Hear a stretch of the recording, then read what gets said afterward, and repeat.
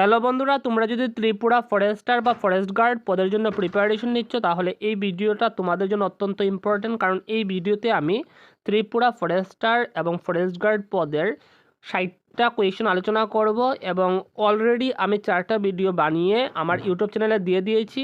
সেইগুলো তোমরা এই ভিডিও ডেসক্রিপশন বক্সে গিয়ে লিঙ্কটা পেয়ে যাবে, সেই লিঙ্কে গিয়ে তোমরা দেখতে পারবে। তাছাড়া এই ভিডিও ডেসক্রিপশন বক্সে হোয়াটসঅ্যাপে একটা লিঙ্ক দেওয়া আছে যেখানে ইম্পর্টেন্ট আপডেটস দেওয়া হয় এবং ইম্পর্টেন্ট নোটস দেওয়া হয়, তাই তোমরা এই হোয়াটসঅ্যাপ চ্যানেলে তোমরা জয়েন হয়ে যেতে পারো।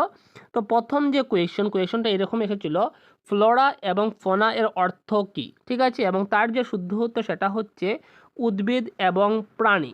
তো ফ্লোরা মানে হচ্ছে উদ্ভিদ এবং ফনা মানে হচ্ছে প্রাণী, ঠিক আছে। তার পরবর্তী কোয়েশ্চন নাম্বার 2, সেখানে বলা হয়েছে সালোক সংশ্লেষণ প্রক্রিয়া চলাকালীন ক্লোরোফিল নিম্নলিখিত কোন প্রকার শক্তি শোষণ করে। আমরা জানি উদ্ভিদের যে তার খাদ্য প্রস্তুত করে সেই প্রক্রিয়াটাকে সালোক সংশ্লেষণ প্রক্রিয়া বলে, এবং সেই প্রক্রিয়া চলাকালীন উদ্ভিদের পাতায় যে ক্লোরোফিল বা পত্রহরিত থাকে সেই পত্রহরিতে কি শোষণ করে বলা হয়েছে, কোন শক্তি শোষণ করে, সেটা হচ্ছে সূর্যের আলো থেকে শক্তি শোষণ করে, ঠিক আছে। তো আলোক শক্তি হয়ে যাবে শুদ্ধ উত্তর। তার পরবর্তী কোয়েশন নাম্বার 3, সেখানে বলা হয়েছে উদ্ভিদ দেহে জাইলেম নিচের কোনটি পরিবহন করে। তো তার শুদ্ধ উত্তরটা হচ্ছে জল। তো জাইলেম কি সেটা আমাদের জানতে হবে। তো জাইলেম হলো উদ্ভিদের এক ধরনের জটিল স্থায়ী ভাস্কুলার বা পরিবহন টিস্যু, যা মূল বা শিকড় থেকে পানি ও খনিজ লবণ উদ্ভিদের ঊর্ধ্বাংশে বিশেষ করে পাতায় পরিবহন করে, ঠিক আছে। তার পরবর্তী কোয়েশন নাম্বার 4, সালোক সংশ্লেষণের জন্য কোন গ্যাসের প্রয়োজন হয়। আমরা যে গ্যাস ছাড়ি সেই গ্যাসটা কিন্তু উদ্ভিদের প্রয়োজন, অর্থাৎ কি কার্বন ডাইঅক্সাইডের প্রয়োজন হয় সালোক সংশ্লেষণ যে প্রক্রিয়া সেই প্রক্রিয়াটা সম্পূর্ণ করার জন্য, ঠিক আছে। তার পরবর্তী কোয়েশন, এবং সালোক সংশ্লেষণের সময় কিন্তু উদ্ভিদে কি করে অক্সিজেন নির্গত করে এবং সেই অক্সিজেনটা আমরা আমাদের জন্য প্রয়োজন, ঠিক আছে। তো উদ্ভিদের ফ্লোয়েমের কাজ কি, খুবই গুরুত্বপূর্ণ ইম্পর্ট্যান্ট কোয়েশ্চেন, উদ্ভিদের ফ্লোয়েমের কাজ কি, এবং তার শুদ্ধ উত্তরটা হচ্ছে এটি চিনি বা শর্করা পরিবহন করে। তো ফ্লোয়েম কি, ফ্লোয়েম উদ্ভিদের সংবহন কলা, যা পাতা থেকে সালোক সংশ্লেষণের মাধ্যমে উৎপাদিত খাদ্য বা জৈব পুষ্টি, প্রধানত চিনি বা শর্করা বা গ্লুকোজ বা সুক্রোজ উদ্ভিদের অন্যান্য অংশ যেমন মূল, কাণ্ড, ফল ইত্যাদিতে পরিবহন করে, ঠিক আছে। তার পরবর্তী কোয়েশ্চন, ফ্লোয়েম উদ্ভিদের কোন পদার্থের পরিবহনের জন্য দায়ী। তার শুদ্ধ উত্তরটা হচ্ছে খাদ্য পদার্থ, উদ্ভিদে যে খাদ্য প্রস্তুত করে মূলত সেটা হচ্ছে গ্লুকোজ, ঠিক আছে। সো সেই খাদ্য পদার্থটা কী করে উদ্ভিদের সমস্ত দেহে সেটাই পরিবহন করে ফ্লোয়েমে, ঠিক আছে। তার পরবর্তী কোয়েশ্চন নাম্বার 7, নিচের কোন অঞ্চলে ম্যানগ্রোভ অরণ্য পাওয়া যায় না। অপশন এতে গঙ্গা বদ্বীপ, সেখানে ম্যানগ্রোভ অরণ্য পাওয়া যায়। অপশন বি কাবেরী বদ্বীপ, সেখানে ম্যানগ্রোভ অরণ্য পাওয়া যায় না। বাকি যে দুটো অপশন মহানদী বদ্বীপ এবং গোদাবরী বদ্বীপ সেই দুটাতে কিন্তু ম্যানগ্রোভ অরণ্য পাওয়া যায়। খুবই গুরুত্বপূর্ণ কোয়েশ্চেন। নাম্বার 8, সেখানে বলা হয়েছে উদ্ভিদ নিজের খাদ্য তৈরি করে কোন প্রক্রিয়ায়, সেটা হচ্ছে সালোক সংশ্লেষণ বা ফটোসিনথেসিস প্রক্রিয়ায়, পূর্বেও আমি বলেছি। নাম্বার 9, সুন্দরবন কোন ধরনের গাছপালার জন্য বিখ্যাত। তার শুদ্ধ উত্তরটা হচ্ছে ম্যানগ্রোভ বনভূমি বা ম্যানগ্রোভ অরণ্যের জন্য বিখ্যাত। নাম্বার 10, নিম্নলিখিত কোন প্রাণীর উভয়চর শ্রেণীর অন্তর্ভুক্ত বা নিম্নলিখিত কোনটি উভয়চর প্রাণী, সেটা হচ্ছে ব্যাঙ। ব্যাঙ হচ্ছে উভয়চর প্রাণী। তার পরবর্তী কোয়েশ্চন নাম্বার 11, সেখানে বলা হয়েছে নিচের কোনটি উভয়চর শ্রেণীর প্রাণীর বৈশিষ্ট্য নয়। অপশন এতে বলা হয়েছে উভয়চর প্রাণীর ত্বক আর্দ্র বা আঁশহীন, এটা সত্য, উভয়চর প্রাণীদের ত্বক আর্দ্র বা আঁশহীন, ঠিক আছে। অপশন বিতে বলা হয়েছে উভয়চর প্রাণী টাইম্পানাম কানের প্রতিনিধিত্ব করে, এটাও সত্য। এবং অপশন সিতে বলা হয়েছে উভয়চর প্রাণীদের চোখ নেত্রপল্লবহীন, অর্থাৎ চোখের পাতা নাই, কিন্তু এটা সত্য নয়, কারণ উভয়চর প্রাণীদেরও চোখের পাতা আছে, সুতরাং এটা উভয়চর প্রাণীদের বৈশিষ্ট্য নয়।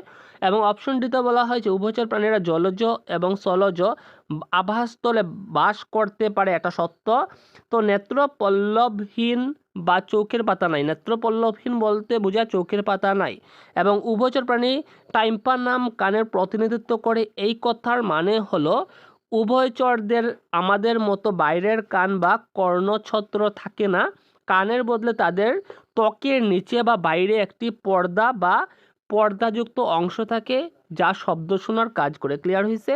তার পরবর্তী নাম্বার 12 সেখানে বলা হয়েছে নিম্নলিখিতগুলির মধ্যে কোনটি উভয়চর প্রাণী নয়। ঠিক আছে, তো সালামান্ডার অপশন এটা বলা হয় যে সালামান্ডার হচ্ছে মানে টিকটিকির মতো দেখতে একটা প্রাণী। ঠিক আছে, এবং তার শুদ্ধ উত্তরটা হচ্ছে কচ্ছপ। কচ্ছপ কি উভয়চর প্রাণী নয়।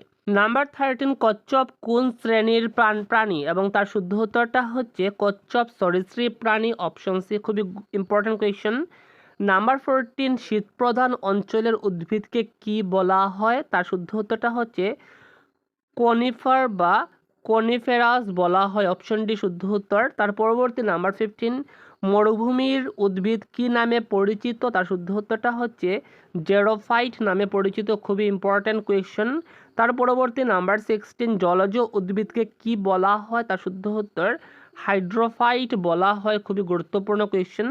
তার পরবর্তী নিচের কোনটি স্তন্যপায়ী প্রাণী, তার শুদ্ধ উত্তরটা হচ্ছে অনেকটা অপশন দেওয়া আছে, তার শুদ্ধ উত্তরটা হচ্ছে তিমি মাছ। তিমি মাছ হচ্ছে স্তন্যপায়ী প্রাণী। নাম্বার 18 বিশ্বের সবচেয়ে বড় পাখি কোনটি, তার শুদ্ধ উত্তরটা হচ্ছে উট পাখি, বিশ্বের সবচেয়ে বড় পাখি।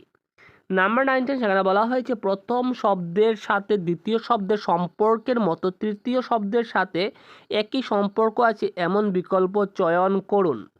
এবং এরকম এসেছিল ব্যাঙ উভয়চর কুমির কি হবে, ব্যাঙ হচ্ছে উভয়চর প্রাণী এবং কুমির কি, কুমির হচ্ছে সরীসৃপ প্রাণী, সুতরাং অপশন ডি শুদ্ধ উত্তর। তার পরবর্তী নাম্বার 20 খাদ্য শৃঙ্খলে প্রথম স্তর কোনটি, তার শুদ্ধ উত্তরটা হচ্ছে উৎপাদক। উৎপাদক হচ্ছে উদ্ভিদ, কারণ সে তার নিজের খাদ্য নিজে তৈরি করতে পারে। ঠিক আছে, তার পরবর্তী নাম্বার 21 উদ্ভিদ নিজের খাদ্য নিজে তৈরি করে বলে তারা কি, তারা হচ্ছে উৎপাদক, অপশন বি। তার পরবর্তী কোয়েশনস নাম্বার 22 সেখানে বলা যে বাঘ কোন ধরনের ভোক্তা বা খাদক বা কনজিউমার। বাঘ হচ্ছে তৃতীয় শ্রেণীর খাদক, কারণ কি, কারণ বাঘ কি করে, যারা উদ্ভিদ খায় তাদেরও খায়, আবার যারা মাংস খায় তাদেরও খায় বাঘে, সেই কারণে বাঘ তৃতীয় শ্রেণীর প্রাণী। ঠিক আছে, তার পরবর্তী নাম্বার 23 খাদ্য শৃঙ্খলের অন্তর্গত প্রাথমিক খাদক ও গৌণ খাদকের মধ্যে পার্থক্য কী, তার শুদ্ধ উত্তরটা হচ্ছে গৌণ খাদকরা কি এবং প্রাথমিক খাদকরা কি আমাদের জানতে হবে। তার শুদ্ধ উত্তর প্রাথমিক খাদকেরা শুধুমাত্র উদ্ভিদ খায়, যেমন হরিণ আমি ধরতে পারি, কিন্তু গৌণ খাদকেরা প্রাথমিক গ্রাহকদের বা খাদকদের খাদ্য হিসাবে গ্রহণ করে। অর্থাৎ গৌণ খাদক হয়ে যাবে আমাদের কি, যেমন বাঘ, সিংহ, এগুলো হয়ে যাবে গৌণ খাদক। ঠিক আছে, তো বাস্তুতন্ত্রের যে সমস্ত প্রাণী বা খাদক সরাসরি উৎপাদক মানে উদ্ভিদ থেকে খাদ্য গ্রহণ না করে প্রাথমিক খাদ্য, কথা হরিণ বা আরও অনেক কিছু আছে, ছাগল, গরু বা তৃণভোজী প্রাণীদের খেয়ে বেঁচে থাকে, তাদের গৌণ খাদক বা দ্বিতীয় শ্রেণীর খাদক বলে। ঠিক আছে, নাম্বার 24 সেখানে বলা হয়েছে নিচের কোনটি সর্বভোগ প্রাণী, অর্থাৎ সব কিছু খায়, সেটা হচ্ছে মানুষ। মানুষ সর্বভোগ প্রাণী। তার পরবর্তী নাম্বার 25 সেখানে বলা হয়েছে বংশগতির প্রক্রিয়া সম্পর্কিত প্রাণীবিদ্যার শাখা কোনটি, খুবই ইম্পর্টেন্ট কোয়েশ্চেন, সেটা হচ্ছে জেনেটিক্স, অপশন এ। তার পরবর্তী কোয়েশ্চন জেনেটিক্স বা জিন তত্ত্ব বলা হয়। ঠিক আছে, জেনেটিক্সকে। নাম্বার 26 সেখানে বলা হয়েছে নিম্নলিখিতগুলির মধ্যে কোনটি শৈবালের উদাহরণ, খুবই ইম্পর্টেন্ট কোয়েশ্চন, অনেকবার এসেছিল, সেটা হচ্ছে ডায়াটম, অপশন সি। তার পরবর্তী নাম্বার 27 নিচের কোন পদটি প্রাণীর আচরণের জৈবিক অধ্যয়নকে সবচেয়ে ভালোভাবে বর্ণনা করে, তার শুদ্ধ উত্তরটা হচ্ছে ইথোলজি। খুবই গুরুত্বপূর্ণ কোয়েশ্চেন, ইম্পর্টেন্ট কোয়েশ্চেন। প্রাণীর আচরণের জৈবিক অধ্যয়ন মানে হলো তাদের প্রাকৃতিক পরিবেশে আচরণের বৈজ্ঞানিক পর্যবেক্ষণ ও বিশ্লেষণ, যাকে ইথোলজি বলা হয়। নাম্বার 28 জীববিজ্ঞানের কোন শাখা উদ্ভিদ নিয়ে আলোচনা করে, তার শুদ্ধ উত্তরটা হচ্ছে বটানি, অপশন বি। তার পরবর্তী কোয়েশন নাম্বার 29 সেখানে বলা হয়েছে সালোক সংশ্লেষণ প্রক্রিয়ার সময় কোন গ্যাস নির্গত হয়, অর্থাৎ কোন গ্যাস নির্গত হয়, সেটা হচ্ছে অক্সিজেন। খুবই ইম্পর্টেন্ট কোয়েশ্চেন। এবং যেটা আমাদের জন্য খুবই ইম্পর্টেন্ট, মানে আমাদের প্রয়োজন অক্সিজেন, ঠিক আছে। নাম্বার 30, প্রাণী নিয়ে অধ্যয়নকে কি বলে? প্রাণী নিয়ে অধ্যয়নকে বলা হয় জুলজি, অপশন বি। তার পরবর্তী কোয়েশনস নাম্বার 31, পক্ষী বিষয়ে অধ্যয়নকে কি বলা হয়? পক্ষী নিয়ে অধ্যয়নকে বলা হয় অর্নিথোলজি, অপশন এ। খুবই ইম্পর্টেন্ট কোয়েশন, অনেকবার এসেছিল এক্সামে। নাম্বার 32, বিশ্বের বৃহত্তম প্রাণী কোনটি? তার শুদ্ধ উত্তরটা হচ্ছে নীলতিমি, অপশন বি। তার পরবর্তী কোয়েশনস নাম্বার 33, সবচেয়ে লম্বা স্থলপ্রাণী কোনটি? এবং তার শুদ্ধ উত্তরটা হচ্ছে জিরাফ, অপশন সি। তার পরবর্তী কোয়েশনস নাম্বার 34, যে প্রক্রিয়ায় উদ্ভিদের পাতা গ্যাসীয় কার্বন ডাইঅক্সাইড এবং অক্সিজেন বিনিময় করে তাকে ড্যাশ বলে? এবং তাকে কি বলা হয়? ব্যাপন বলা হয়, ঠিক আছে। তো ব্যাপন কি এখানে দেখে নিতে পারো, এখানে আমি ডিটেলসে লিখে দিয়েছি, ঠিক আছে, তোমরা পড়ে নিও একবার। নাম্বার 35, সেখানে বলা হয়েছে উদ্ভিদের টিস্যুর কোন অংশের মাধ্যমে গ্যাসের আদান প্রদান ঘটে? তার শুদ্ধ উত্তরটা হচ্ছে পত্ররন্ধ্র, ওকে, অপশন বি শুদ্ধ উত্তর। তার পরবর্তী কোয়েশনস নাম্বার 36, সেখানে বলা হয়েছে সালোকসংশ্লেষণের আলোক নির্ভর বিক্রিয়া উদ্ভিদের কোন অংশে ঘটে? এবং এটাই খুব ইম্পর্টেন্ট কোয়েশ্চেন, এবং তার শুদ্ধ উত্তরটা হচ্ছে গ্রানা বা থাইলাকয়েডে ঘটে, ওকে। খুবই ইম্পর্টেন্ট কোয়েশ্চন, অনেকবার এক্সামে এসেছে। নাম্বার 37, নিচের কোনটি উদ্ভিদ হরমোন? এবং তার শুদ্ধ উত্তরটা হচ্ছে সাইটোকিনিনস বা সাইটোকিনিন হরমোন। সাইটোকিনিন হলো এক প্রকার প্রাকৃতিক উদ্ভিদ হরমোন বা ফাইটো হরমোন, যা প্রধানত উদ্ভিদের কোষ বিভাজন ও বৃদ্ধিতে সহায়তা করে। তার পরবর্তী নাম্বার 38, উদ্ভিদের বৃদ্ধি নিয়ন্ত্রণকারী হরমোন কোনটি? তার শুদ্ধ উত্তরটা হচ্ছে অক্সিন, অপশন বি। তো অক্সিনকে দেখে নাও, অক্সিন হলো উদ্ভিদ দেহের প্রধান বৃদ্ধি নিয়ন্ত্রণকারী হরমোন, যা উদ্ভিদের অগ্রমুকুল, কচিপাতা এবং ভ্রূণমূলে উৎপন্ন হয়ে কোষ বিভাজন ও প্রসারণের মাধ্যমে কাণ্ড ও মূলের বৃদ্ধি নিয়ন্ত্রণ করে। তার পরবর্তী নাম্বার 39, এর মধ্যে কোনটি একটি C4 উদ্ভিদ? এবং তার শুদ্ধ উত্তরটা হচ্ছে জিয়ামেজ, অপশন বি। খুব ইম্পর্টেন্ট কোয়েশ্চেন। তো C4 মানে কি এখানে আমি লিখে দিয়েছি, তোমরা পড়ে নিতে পারো। তার পরবর্তী নাম্বার 40, নিচের কোনটি জিমনোস্পার্ম? এবং তার শুদ্ধ উত্তরটা হচ্ছে সাইকাস, অপশন বি। খুবই ইম্পর্টেন্ট কোয়েশ্চেন। তো জিমনোস্পার্ম বা নগ্নবীজী উদ্ভিদ হলো এমন এক ধরনের বিশেষ উদ্ভিদ গোষ্ঠী যাদের বীজ কোনো ফল বা গর্ভাশয় দ্বারা আবৃত থাকে না, অর্থাৎ নগ্ন অবস্থায় থাকে। ক্লিয়ার হয়েছে? নাম্বার 41, কোন উদ্ভিদকে রুলিং জেরোফাইট বলা হয়? এবং তার শুদ্ধ উত্তরটা হচ্ছে সাকারাম উদ্ভিদকে। এবং রুলিং জেরোফাইট মানে কি? যে সমস্ত শুষ্ক অঞ্চলের উদ্ভিদ জলের অপচয় বা বাষ্পমোচন রোধ করতে খরা পরিস্থিতিতে তাদের পাতাগুলোকে মুচকে বা রোল করে ফেলে, তাদের রুলিং জেরোফাইট বলে, ঠিক আছে। নাম্বার 42, উদ্ভিদের কোন অংশে লেন্টিসেল পাওয়া যায়? এবং তার শুদ্ধ উত্তরটা হচ্ছে কাণ্ডে, মানে কাণ্ডের মধ্যে, ঠিক আছে, অপশন বি শুদ্ধ উত্তর।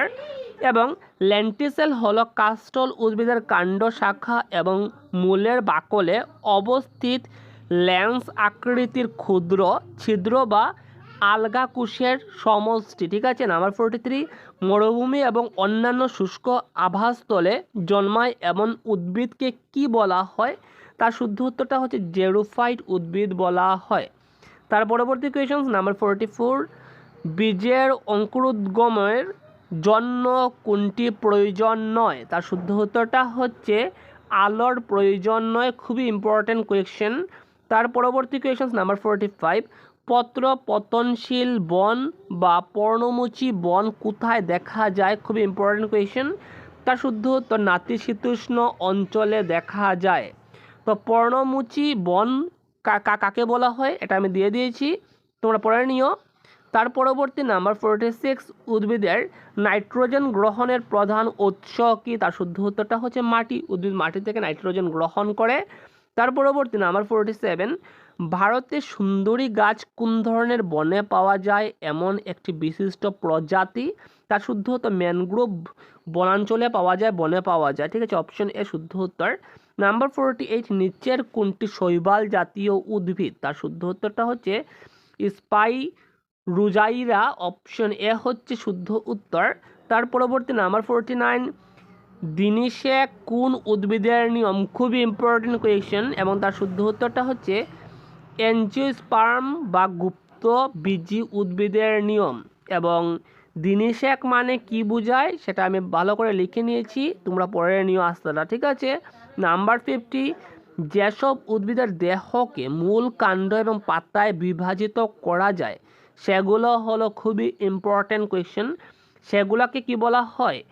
টেরিডোফাইটা বলা হয়। এবং টেরিডোফাইটা হলো এমন এক ধরনের আদিম ভাস্কুলার এবং বীজহীন অপুষ্পক উদ্ভিদ যাদের দেহ সুগঠিত, মূল, কাণ্ড ও পাতায় বিভক্ত।